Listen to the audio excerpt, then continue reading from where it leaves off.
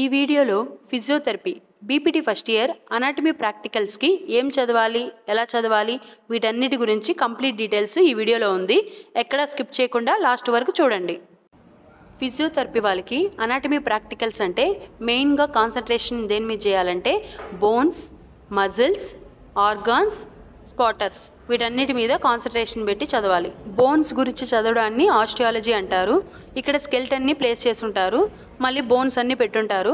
ఆ బోన్స్లో ఒక బోన్ని పిక్ చేసుకొని ఆ బోన్ ఏ సైడ్ బోను సైడ్ డిటర్మినేషన్ చేయాలి, ఐడెంటిఫికేషన్ చేయాలి, జనరల్ ఫ్యూచర్స్ ఏంటి చెప్పాలి, వాటి యొక్క పార్ట్స్ అనేది ఎక్స్ప్లెయిన్ చేయాలి, మజిల్ అటాచ్మెంట్స్ ఏమున్నాయి, వీటన్నిటి గురించి క్వశ్చన్స్ అడుగుతారు. ఒక బోన్ పెట్టేసి ఆ బోన్ ఏ బోన్ అని ఐడెంటిఫై చేయాలి.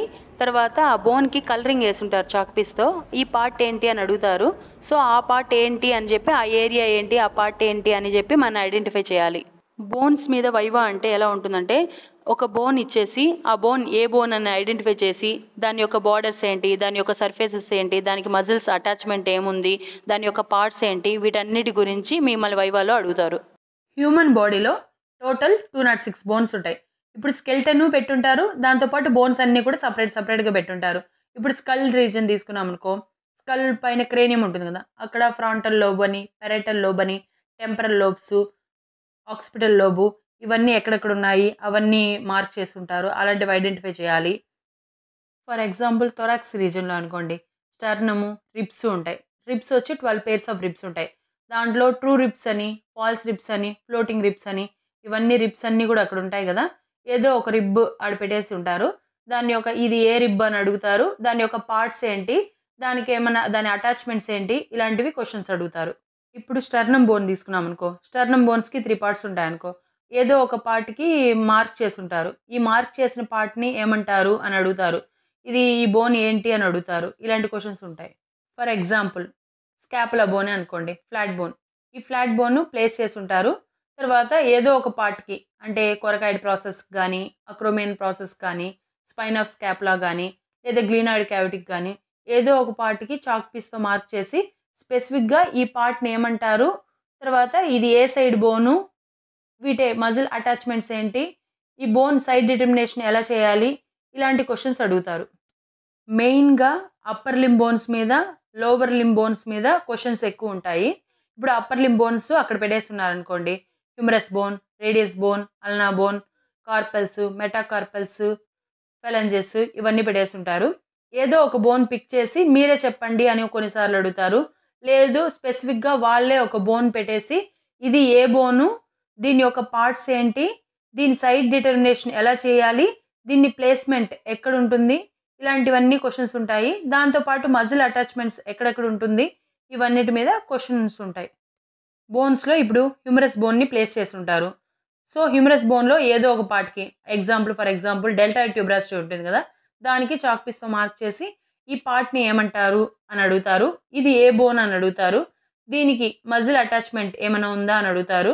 తర్వాత మామూలుగా ఈ జనరల్ ఫ్యూచర్స్ ఏంటి, తర్వాత సైడ్ డిటర్మినేషన్ ఎలా చేయాలి, దాని యొక్క పార్ట్స్ ఏంటి, అది ఏ సైడ్ బోను, ఇలాంటివన్నీ క్వశ్చన్స్ ఉంటాయి. ఫోర్ ఆర్మ్లో 2 బోన్స్ ఉంటాయి, అల్నా బోను, రేడియస్ బోను. ఈ అల్నా బోన్ కానీ రేడియస్ బోన్ కానీ అక్కడ ప్లేస్ చేసేసి ఇది ఏ బోను, ఏ సైడ్ బోను, దీని యొక్క పార్ట్స్ ఏంటి, దీని యొక్క మజిల్ అటాచ్మెంట్ ఏంటి, ఇలా క్వశ్చన్స్ ఉంటుంది. సేమ్ అలాగే లోవర్ లింబ్ బోన్స్ కూడా ప్లేస్ చేసేసి ఏదో ఒక బోన్ పిక్ చేసుకొని దాని యొక్క పార్ట్స్ ఏంటి, దాని సైడ్ డిటర్మినేషన్ ఏంటి, దాని మజిల్ అటాచ్మెంట్స్ ఏంటి, దాని బార్డర్స్ ఏంటి, దాని సర్ఫేసెస్ ఏంటి, ఇలా దాని యొక్క జనరల్ ఫ్యూచర్స్ ఏంటి, ఇలాగా వైవాలో క్వశ్చన్స్ ఉంటుంది. వర్టిబ్రల్ కాలంలో టోటల్ 26 బోన్స్ ఉంటాయి.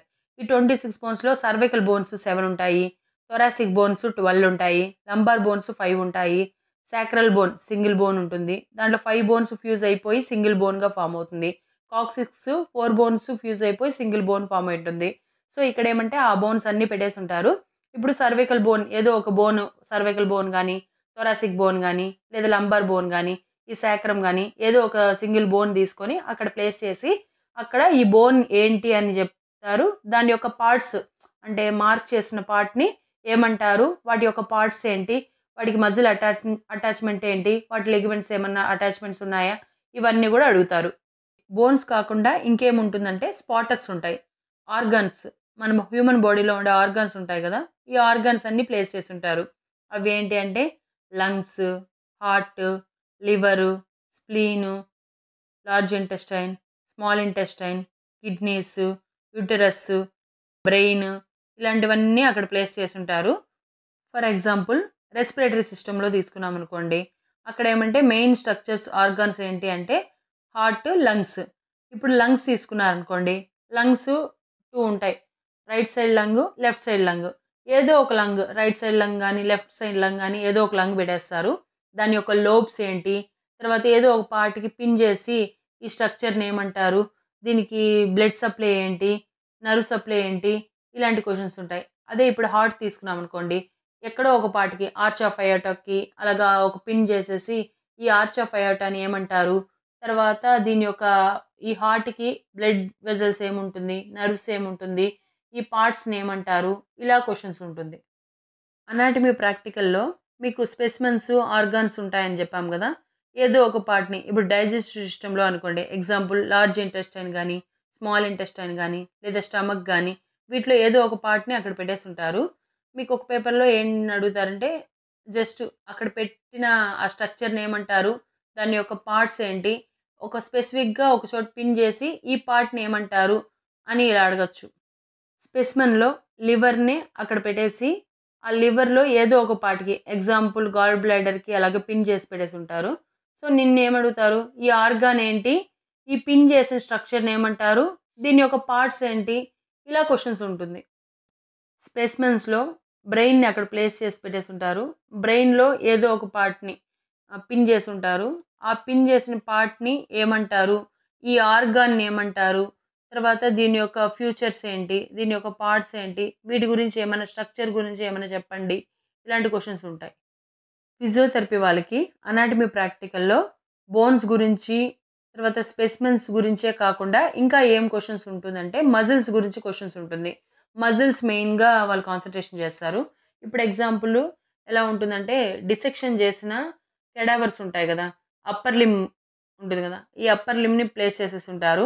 అప్పర్ లింబ్‌లో ఏదో ఒక మజిల్స్‌కి ఇప్పుడు ఫర్ ఎగ్జాంపుల్ డెల్టాయిడ్ మజిల్స్‌కి అనుకోండి. ఆ డెల్టాయిడ్ మజిల్స్‌కి పిన్ చేసేసుంటారు.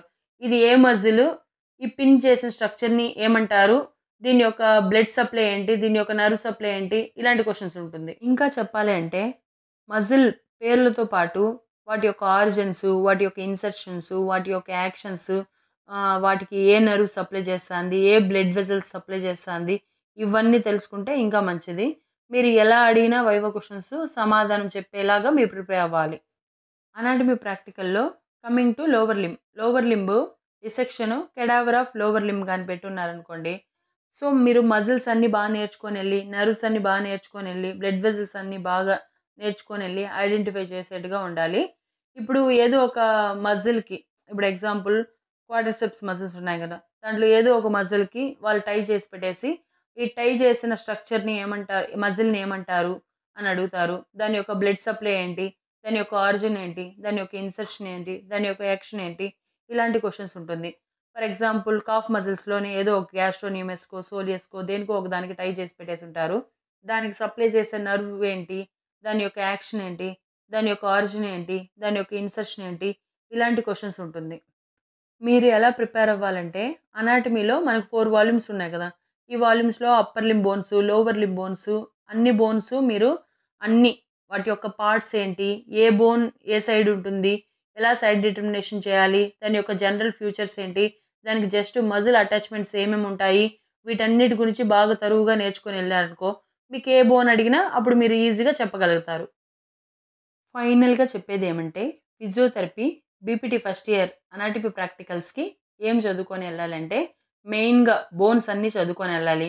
ఏ బోన్ ఇచ్చినా ఆ బోన్ ఏ సైడ్ బోన్ అని సైడ్ డిటర్మినేషన్ చేసేలా ఉండాలి. తర్వాత దాని ప్లేస్‌మెంట్ ఎక్కడుంటుంది అని చెప్పగలగాలి. దాని యొక్క పార్ట్స్ ఏముంటాయి? దాని యొక్క సర్ఫేసెస్ ఏంటి? దాని యొక్క బోర్డర్స్ ఏంటి? దాని యొక్క జనరల్ ఫీచర్స్ ఏంటి? దానికి మజిల్స్ అటాచ్‌మెంట్ ఏంటి? అది ఏ బోన్ అనేది నువ్వు ఈజీగా ఐడెంటిఫై చేసేలా ఉండాలి. దాంతో పాటు స్పెసిమెన్స్, ఆర్గాన్స్ తీసుకున్నామనుకోండి. ఆ స్పెసిమెన్ గాని, ఆర్గాన్స్ గురించి నువ్వు తరోవుగా ప్రిపేర్ అయ్యుంటే, ఏదో ఒక పార్ట్‌కి పిన్ చేసుంటారు. ఆ పిన్ చేసిన స్ట్రక్చర్‌ని ఏమంటారు? దాని యొక్క స్ట్రక్చరు, దాని యొక్క పార్ట్స్ ఇలాగే మీకు వైవా గూడా ఉంటుంది. దాంతోపాటు మెయిన్గా మజిల్స్ మీద కాన్సన్ట్రేషన్ చేయాలి. మజిల్స్ పేర్లన్నీ గుర్తుపెట్టుకొని వెళ్ళామనుకోండి, సో అక్కడ కెడావర్లో మీకు ఏదో ఒక మజిల్కి టై చేసి పెట్టడము, లేదంటే ఏదో ఒక బ్లడ్ వెసల్స్కి టై చేసి పెట్టడం, లేదా నర్వ్కి ఏదైనా టై చేసి పెట్టి ఈ నర్వ్ ఏంటి, ఈ మజిల్ ఏంటి, ఈ బ్లడ్ సప్లై, దాని బ్లడ్ వెసల్స్ ఏముంటుంది, ఇలాంటి క్వశ్చన్స్ ఉంటుంది.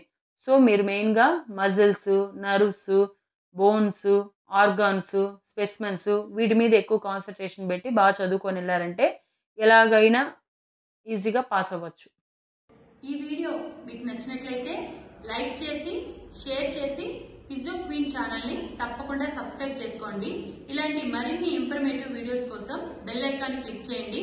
Thanks for watching.